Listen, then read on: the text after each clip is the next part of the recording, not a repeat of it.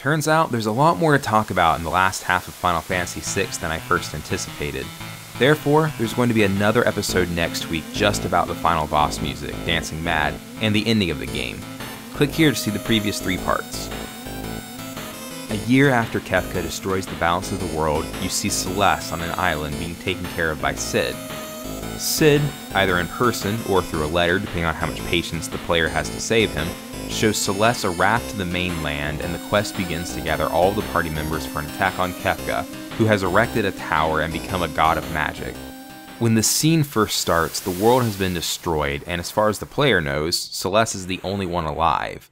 The last time you saw your friends, you see them falling off of the Blackjacker, going down with the broken parts of the ship. The distinction in the music on this part is that there isn't any. The only noises are the crashing waves. You can walk outside the cabin to the tiny island, but that kind of spoils the main music in the World of Ruin.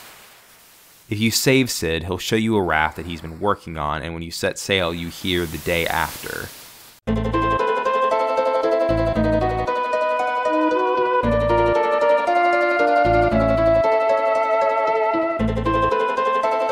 If Cid dies, then it'll play Celes's theme, then Celes flings herself off of a cliff. She then somehow survives by seagulls watching over her or something like that, and one of them has a bandana that lets Celes know that Locke is still alive. Then the track Forever Rachel plays.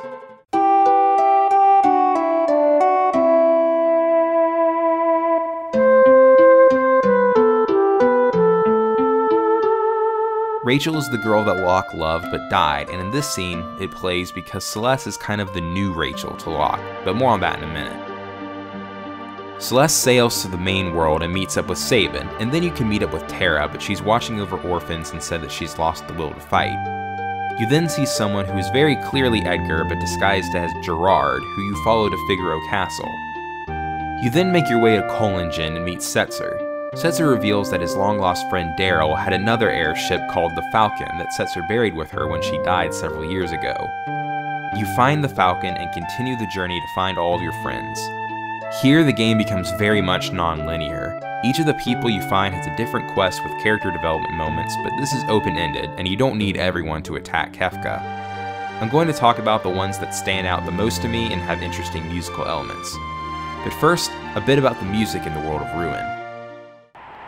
Instead of Terra's theme, a theme full of mystery and hope, the world map music is Dark World. It starts with just the wind, which makes you think it's going to be basically silent like the island was, but then it goes into dark and slow organ chords.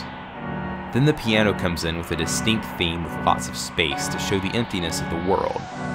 There's also a bell that occasionally tolls, reflecting the death of the world, as it is chaotic and brown instead of balanced and green. When you go into Daryl's grave, you descend the steps and see scenes from her and Setzer's life together. The track Epitaph plays.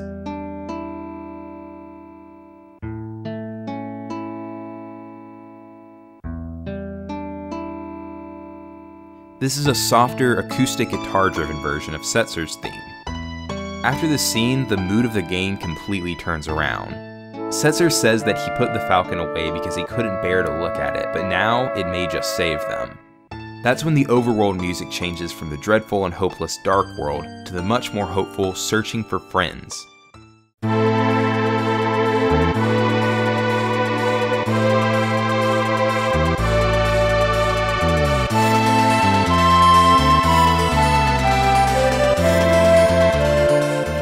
The song is still tense, but it has hope. The world is in ruins, but that doesn't mean that it can't be rebuilt. Then, as if speaking for the audience, Edgar says fittingly, "For once, I feel hopeful." At one point, the party runs into Locke, who takes the Phoenix Esper to Rachel, whom Locke had previously preserved so that he could search for a way to bring her back to life.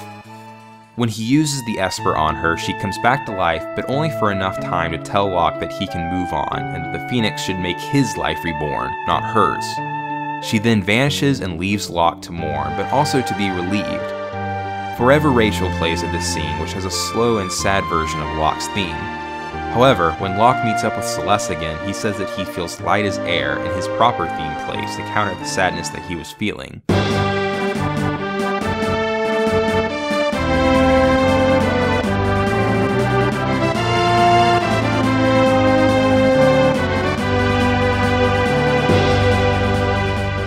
gain 3 new party members in the World of Ruin: Mog, Gogo, and Umaro. Mog you've seen before, as he's kind of the tutorial character that breaks the fourth wall constantly.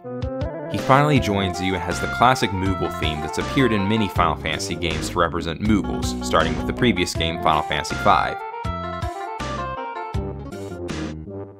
It's a goofy, bouncy kind of music to match the silliness of Moogles and Mog in particular.